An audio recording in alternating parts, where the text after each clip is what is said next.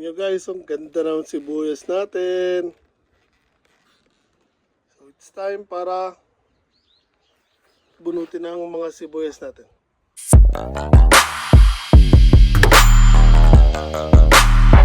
Hello guys, magandang tanghali po sa inyo lahat and welcome back to my channel. So kung nakikita nyo, dito naman po tayo sa garden ko, dito sa may bahay. Ayan po yung mga sibuyas natin. And today, bubunutin na po natin yan. So, pagin natin nyo. Samahan nyo ako.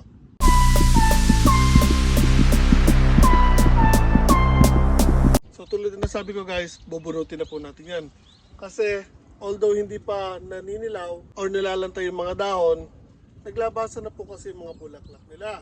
Kaya, hindi na natin sila haya magpatuloy na magbuka pa yung bulaklak dahil once na magbuka yan, yung gitna ng sibuyas yan, magiging isang buo na lang na green and hindi na magiging maganda yung loob ng sibuyas natin. So, today, again, bunutin na natin sila.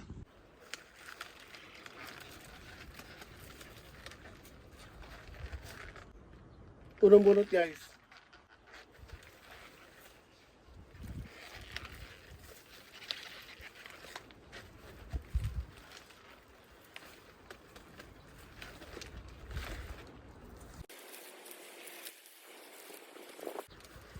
Meron pa rin tayong mga maliliit.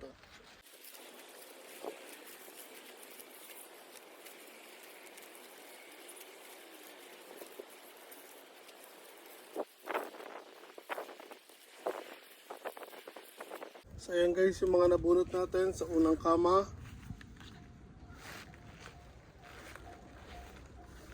Kung makikita nyo po, karamihan po sa kanila magaganda po at malalaki. Ang naging sibuyas niya. Tulad ng mga yan, no?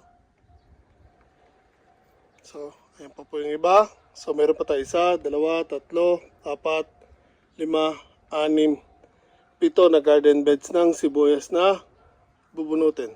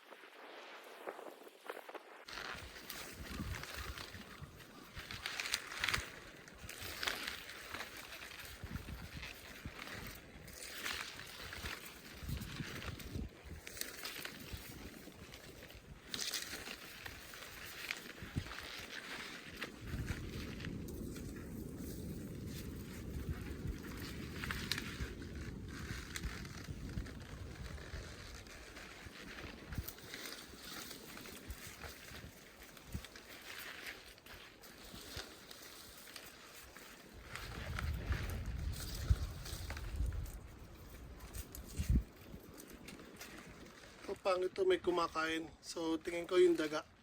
Daga kumain yan. So hindi natin sasama guys.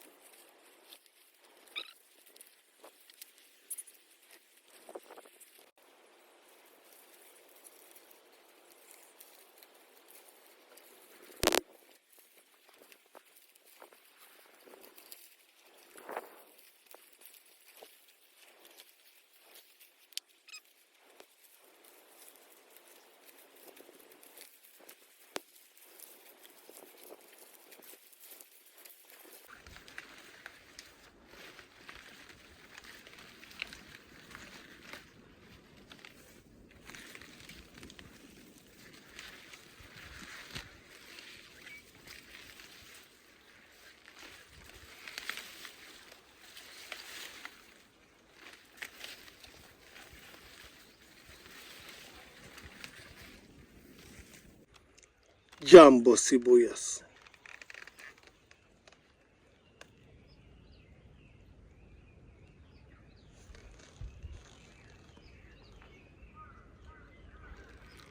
Ganda ng harvest. Salamat po sa blessing. Okay guys, so there you have it. Ayan po ang mga sibuyas natin. Na-harvest na po natin lahat.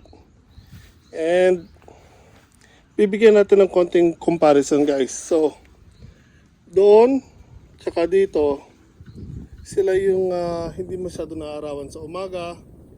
Saka sa hapon, tanghali lang po kapag tirik na tirik po ang araw. Unlike dito, saka doon, sila po yung naka-full direct sa sunlight. Kasi may bako tayo, tapos yung puno ng saging ko nung marami pa siyang dahon, so nalililiman po sila.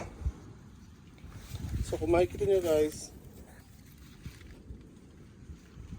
although magaganda yung nilaman ng sibuyas natin dyan, compare dito sa mga nakatutok sa araw, laking pagkakaiba guys, ang gaganda.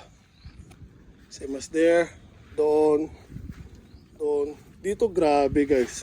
Dito ang daming yung nagdoblihan. Ayan o. Nagputukan sila guys, nagdoble. Ang dami dyan o. So again, ito, although meron ditong malalaki, marami pa rin ang mga ganitong size. Although hindi pa rin siya masama guys, pero compared nyo naman sa mga kasabay niya, and dito, tingnan nyo naman ang pagkakaiba guys. So malaking tulong talaga pag naka-direkta sa araw. So okay guys, ayan na po, nabunot na po natin ang lahat ng sibuyas na tinanim natin. Again guys,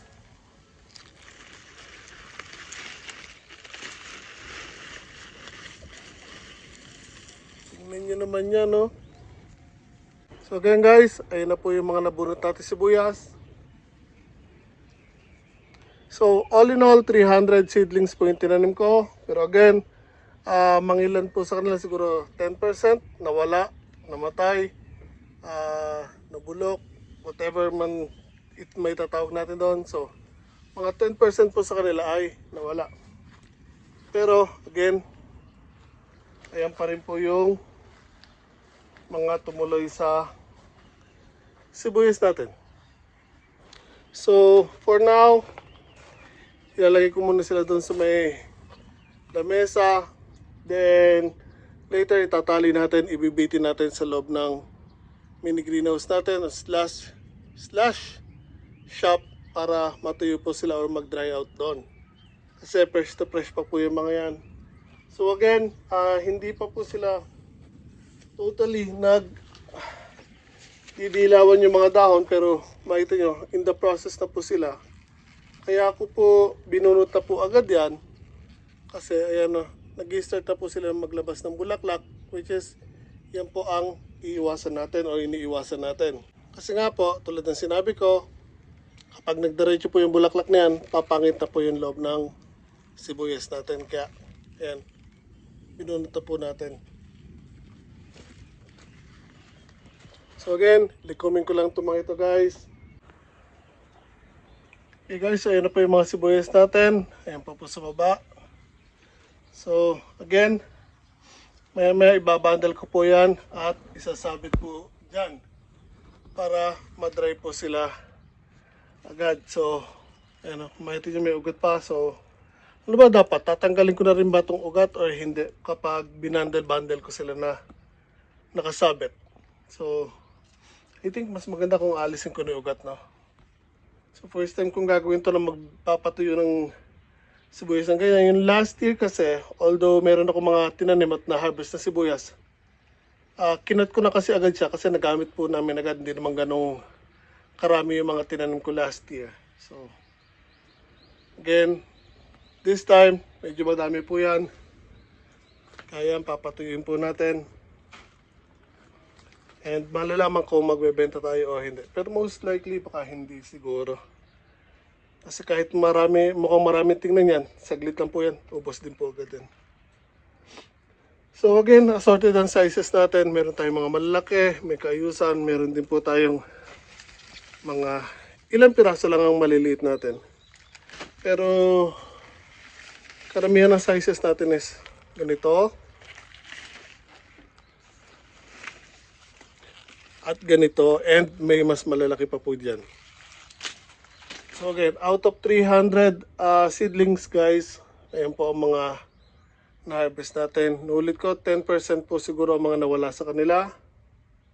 So ayan, dami pa rin guys. Okay ba?